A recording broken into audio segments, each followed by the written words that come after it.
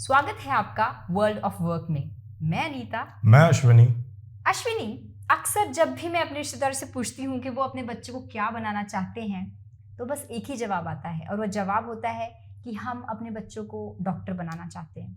मेरा अनुभव भी कुछ आपसे अलग नहीं है अनीता। तो क्या डॉक्टर बनाना इतना आसान है? बात आसान और मुश्किल की नहीं है अनीता, बात है सही जानकारी के अभाव की। तो चलिए इसी अभाव को दूर किया जाए।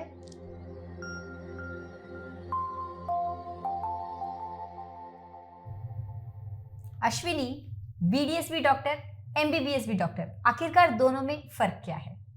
अनीता, BDS और MBBS में उतना ही फर्क है जितना बुखार और दांत के दर्द में। अच्छा, यानी कि MBBS जो है वो जनरल फिजिशियन जी। और BDS जो है वो बैचलर ऑफ डेंटल सर्जरी। जी, हालांकि दोनों ही कोर्स आपके मेडिकल काउंसिल ऑफ इंडिया के अंदर आते हैं, बट फिर भी दोनों में बहुत अंतर है।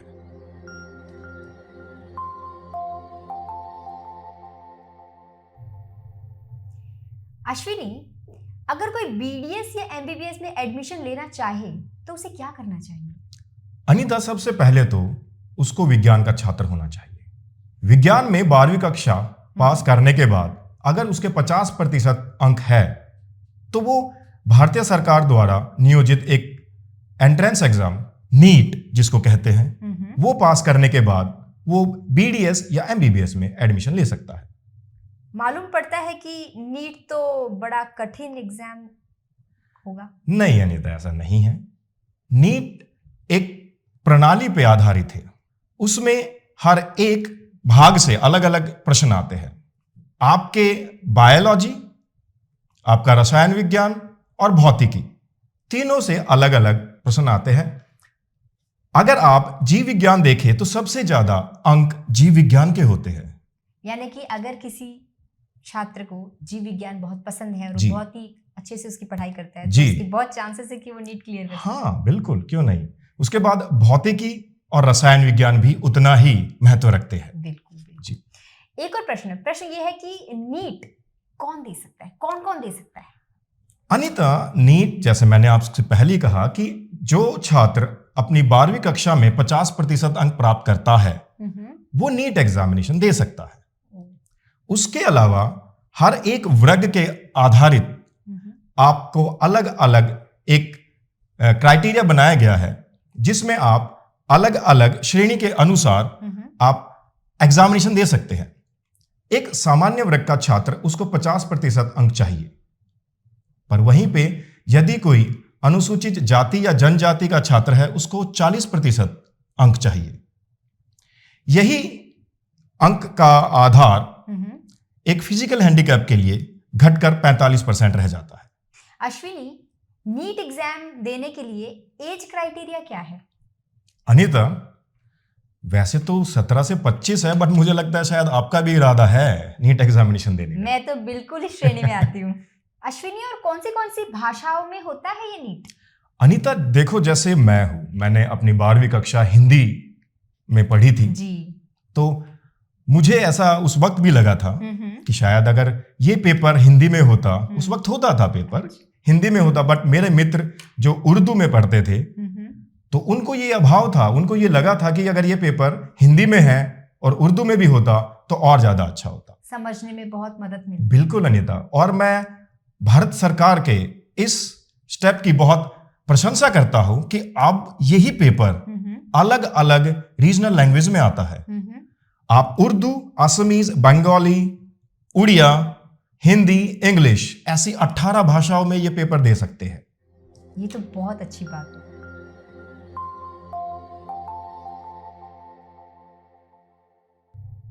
अश्विनी, मान लीजिए मैंने नीट का एग्जाम दिया है और मेरे रिजल्ट भी आ गया, तो मुझे कितने अंकों की जरूरत पड़ेगी कि मुझे एक बहुत ही अच्छे गवर्नमेंट कॉलेज में एडमिशन मिल जाए?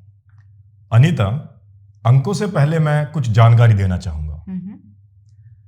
अगर आप पिछले वर्ष का एक अनुमानित आंकड़ा उठाकर देखें तो 13 लाख छात्रों ने नीट का एग्जाम दिया था, जिसमें से आप ये मान सकते हैं कि सिर्फ 65,000 के करीब ही सीट्स हैं हमारे कॉलेजेस में। तो आप ये कह सकते हैं कि जितने छात्र एग्जाम देते हैं और जितने छात्र सीट प्राप्त करते हैं वो सिर्फ 5 से 6% होते हैं।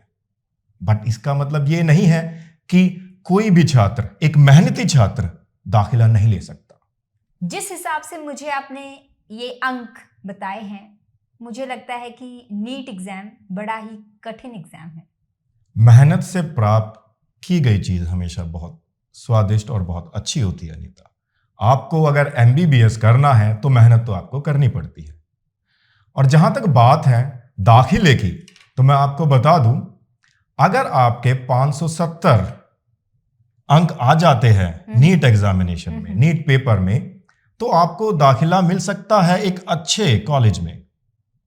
हिंदुस्तान में 540 से ज्यादा मेडिकल कॉलेजेस है, जिसमें से सिर्फ 3 राज्य, महाराष्ट्र, तमिलनाडु और आंध्र प्रदेश, एक अच्छा खासा आंकड़ा लेकर बैठे हुए हैं। कह सकते हैं आप कि 40 से ज्यादा कॉलेजेस सिर्फ इन 3 राज्यों में हैं।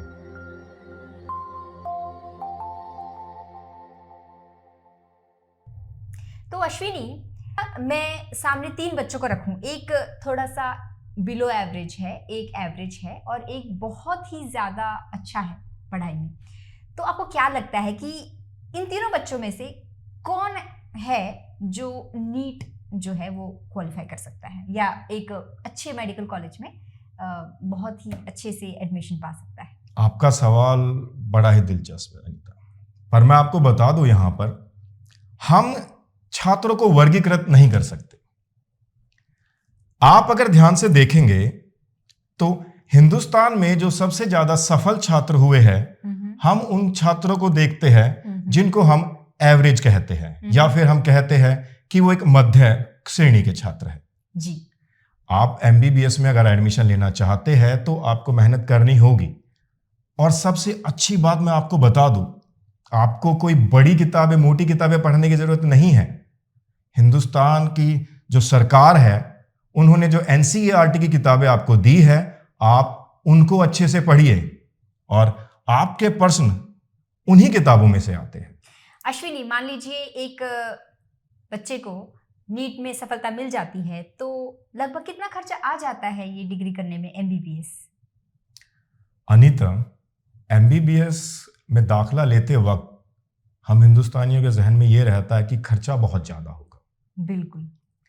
पर मैं आपको बता दूं, आज के वक्त में हमारी सरकार बहुत सारी मदद प्रदान कर रही है छात्रों को।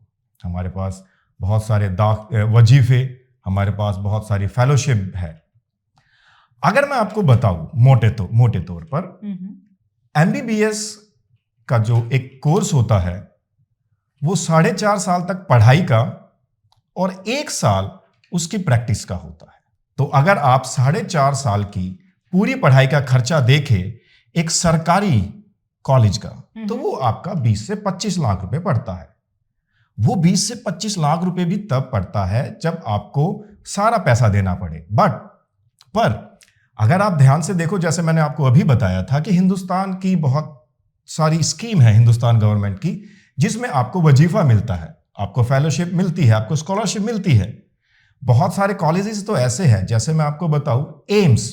जब मैंने एम्स के लिए एग्जाम दिया था तब उसकी फीस महज 1100 रुपए थी, 1 साल की, महज 1100 रुपए। क्या आपने 200 साल पहले एग्जाम दिया था? नहीं अनीता, ऐसा नहीं है। 200 साल पहले नहीं दिया, मैंने 2005 में एग्जाम दिया था और 2005 में एम्स की फीस महज 1100 रुपए थी, आप मानिए। और वो एम्स की फीस अभी करीब 5 साल पहले रिवाइज हुई है। तो अगर आप देखो, थोड़ी सी अगर आप मेहनत कर दो तो आपका MBBS मुफ्त पड़ जाता है। आप 1100 रुपए महीने, 1100 रुपए साल के दे रहे हैं और उसके साथ साथ आप वजीफा उठा रहे हैं। अब आप खुद सोचिए, आप 1100 रुपए 1 साल के दे रहे हैं और साथ में वजीफा भी उठा रहे हैं, तो आपका कोर्स तो मुफ्त हो गया। सुनने में तो ये बहुत अच्छा लग रहा है। पर यहां पे एक अच्छी बात के साथ थोड़ी सी चिंताजनक बात यह भी होती है कि अगर आपका दाखिला सरकारी कॉलेज में नहीं हो पाता, आप प्राइवेट सीट पर जाते हैं, तो वहां खर्चा थोड़ा बढ़ जाता है। वो खर्चा आपका 1 करोड़ तक जा सकता है।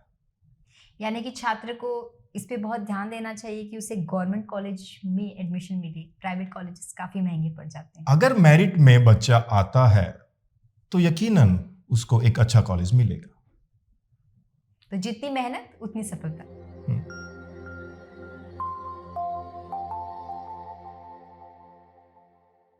मान लीजिए एमबीबीएस हो गई तो डॉक्टर बन गए? जी अनीता, डॉक्टर तो आप बन गए, पर अब जनरल फिजिशियन बने। जनरल फिजिशियन के बाद भी अगर आप एक विशेषज्ञ बनना चाहते हैं तो विशेषज्ञ के लिए आपको या तो एमएस करनी पड़ेगी, जिसको हम एमडी भी कहते हैं। एमएस और एमडी अलग अलग विभाग में होती है। अगर आप चमड़ी के विशेषज्ञ बनना चाहते हैं तो उसको डर्मेटोलॉजिस्ट कहते हैं। कार्डियोलॉजिस्ट आपका हार्ट से रिलेटेड या हृदय विशेषज्ञ होते हैं। अगर आप ऑन्कोलॉजिस्ट बनना चाहते हैं तो वो आपका कैंसर स्पेशलिस्ट होते हैं।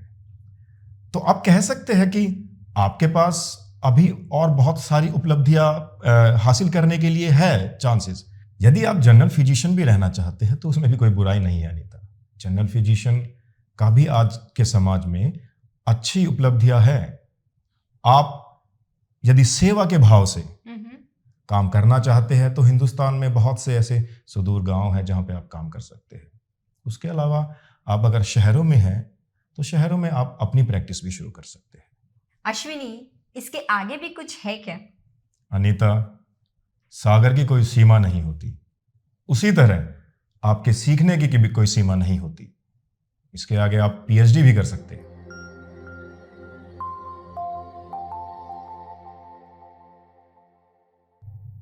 अश्विनी, पीएचडी में क्या होता है?